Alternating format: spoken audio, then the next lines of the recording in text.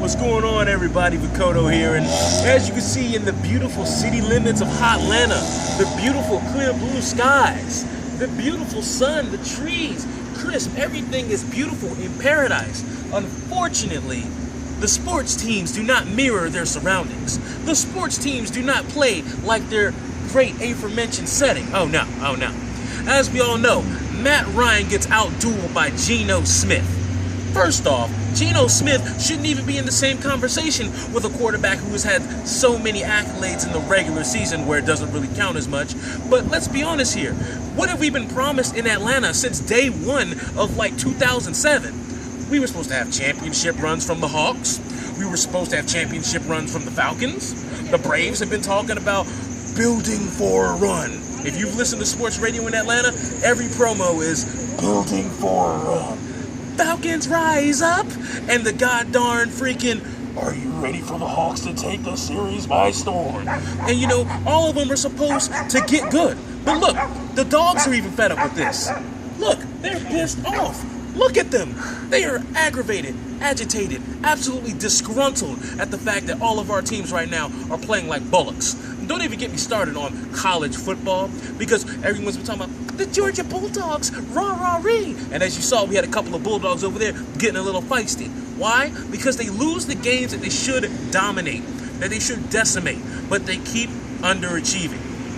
Why is that?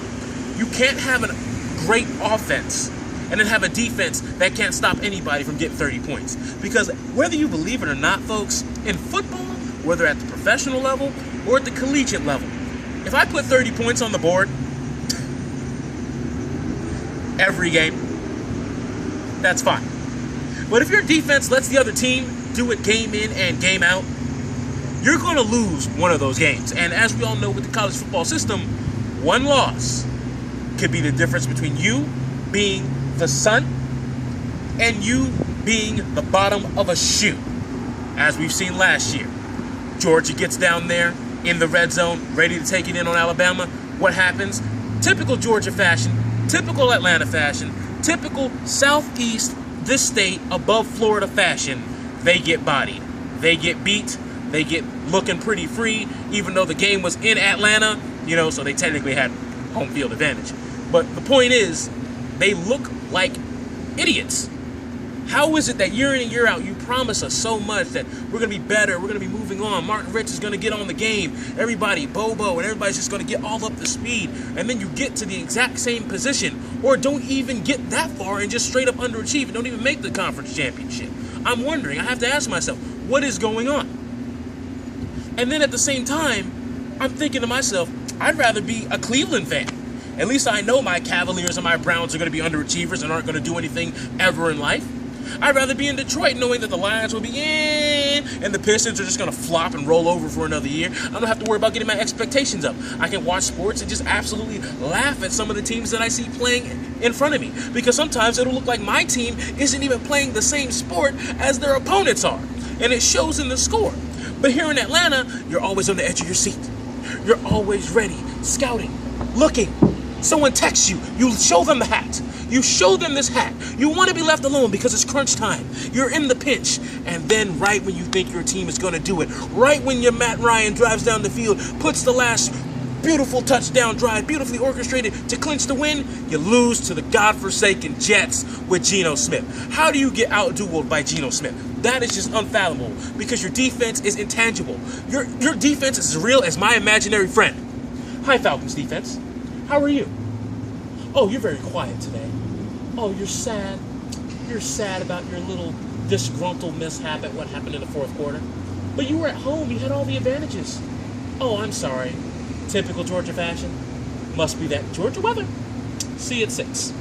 But the point is, let's move on from that, because I want to talk about the fans. Y'all are the biggest excuse makers down south ever in life. And I'll tell you why. Last year, what was it? Oh, God, the infield fry roll. We shouldn't have been losing to the infield fry roll. And that's fine, whatever. They said it was a bad call, whatever. You want to go that route? Here's the thing. Play better. Get your stuff together. Do better. Get into the divisional round like you did this year. Oh, Where are my manners? You guys had home field advantage and still got beat. Still got beat. You let another team come in Atlanta and take a game from you, and then they ran the table on you. And we say how well that went, when you finally clawed right back into the thick of things. Yeah, how'd that go for you, Atlanta? Didn't go too good. No infield fly rule this year, huh? So what you gonna blame this time, Freddie Gonzalez? Who you gonna blame? The injuries? Who you gonna blame? Dan Ugla? Who you gonna blame? Because the way I see it, your team is just falling apart when it counts. Atlanta, you have the greatest regular season teams that God has ever assembled. But when it comes to the postseason, you might as well be like this hat, fold up, curl into a ball, and kill yourself. That's about where I stand on Atlanta teams as it stands right now. I'm glad the Flashers are gone. Because the Thrashers, oh yeah, they can play some hockey. But the minute they left town was one tiny, one iota less of a disappointment that I had to deal with.